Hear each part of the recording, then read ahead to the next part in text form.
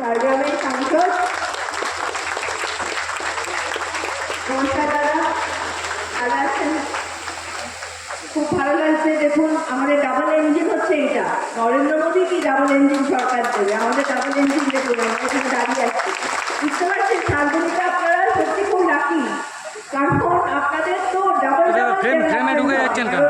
যেমন আপনাদের ডাবল বিধায়ক, যেমন সন্দীপ বলল, সেরকম আপনাদের ডাবল এমপিও।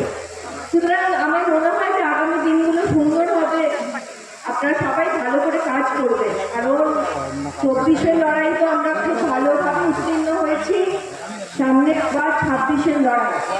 26-এর লড়াইয়ের জন্য এইটুকুই বলবো যে এই বছরটা আপনারা একটু রেস্ট নিয়ে নিন। সত্যি আপনারা গত বছর পঞ্চায়েত ছিল, তারপরে লোকসভা, এই বছর সামনের দিনগুলো একটু ভালো করে কাটিয়ে নিন, একটু রেস্ট নিন।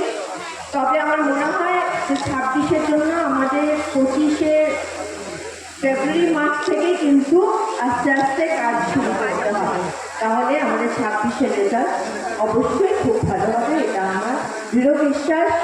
আরেকটা কথা এটা বলতে চাই যে চারিদিকে আমরা যেটা দেখছি, অনেক জায়গায় আমরা দেখছি, বিভিন্ন সংবাদ মাধ্যমের দ্বারা আমরা দেখছি, যেটা আমাদের ভিডিও কিন্তু বলেছেন যে যারা আমাদের তৃণমূল কংগ্রেসের ওপর আঘাত আনার চেষ্টা করবে, সে যেই হোক, সে আমাদের দলের ভেতরের মানুষরাও যদি তাদের দুর্ব্যবহার বা এই ধরনের এমন এমন কাজ যেটা আমাদের দলের এগেনস্টে যায়, সেই ধরনের কাজ যারা যারা করবেন তাদের পাশে কিন্তু দল দাঁড়াবে না। বিভিন্ন ক্ষেত্রে দেখা গেছে যে বিধায়কের নাম ভাঙিয়ে, সে হয়তো জানেই না, সাংসদের নাম ভাঙিয়ে, কোনো বড় লিডারের নাম ভাঙিয়ে, কোনো মন্ত্রীর নাম ভাঙিয়ে বলা হচ্ছে যে হ্যাঁ এটা আমরা করিয়ে দেবো, আপনারা কিছু দিন, এটা দিন সেটা দিন। এই ধরনের কাজ কীর্তি করা কিন্তু আমাদের দল থেকে আর মেনে নেওয়া হবে না। এবং আপনারা দেখতেই পাচ্ছেন যে কীভাবে কড়া স্টেপ নেওয়া হচ্ছে, কিছু কিছু ক্ষেত্রে অ্যারেস্টও করা হচ্ছে। সুতরাং আমি কিন্তু আজ সবাইকে সতর্ক করে দিতে চাই, যা হয়েছে হয়েছে, আগামী দিনগুলো যেন এরকম কোনো কিছু না হয়। কারণ যে মহিলা আমাদের জন্য দিন রাত খেটে মানুষের জন্য লড়াই করছে এবং নিজের পরিবারকে ভুলে গিয়ে বাংলার মামাটি মানুষকে নিজের আপন করে নিয়েছেন, পরিবার করে নিয়েছেন, তার গায়ে কাদা ছিটুক বা সে আমাদের কিছু মানুষদের জন্য তার গায়ে কাদা ছিটুক বা তার মাথা হেঁট হোক, সেটা কিন্তু আমরা চাইব না। আমরা মনে হয় আপনারা যারা যারা এখানে বসে আছেন আপনারাও চাইবেন না, কারণ আমরা দিদিকে সত্যি প্রকৃত অর্থেই ভালোবাসি এবং দিদির জন্যই কিন্তু আমরা দলটা করছি।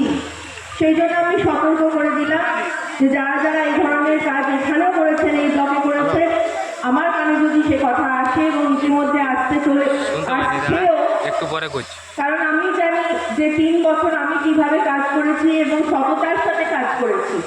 সুতরাং সেখানে আমাকেও যদি কেউ কালিমা লিপ্ত করতে চান, আমি কিন্তু তার পাশে দাঁড়াবো না, এই আমি বলে দিলাম, আগামী দিনেও দাঁড়াবো না। সুতরাং আপনারা এই বার্তা আমার অবশ্যই পৌঁছে দেবেন এবং যারা যারা এখানে আছেন এই সতর্ক বার্তা কিন্তু আমি আজকে দিয়ে গেলাম। এবং আগামী দিনগুলো যাতে আরও সুন্দর হয়, আমি বললাম যে 26-এর রেজাল্ট ভালো করতে হবে। সামনে হয়তো আমাদের বাইরে ইলেকশনও হতে পারে, সেটা সেপ্টেম্বরে হবে কি নভেম্বরে হবে আমি জানি না, কিন্তু বাইরে ইলেকশন হবে হয়তো। যদি হয় তাহলে এই সিটটা যাতে ভালো রেজাল্ট করতে পারে সেই ব্যবস্থাও আমাদের নিতে হবে।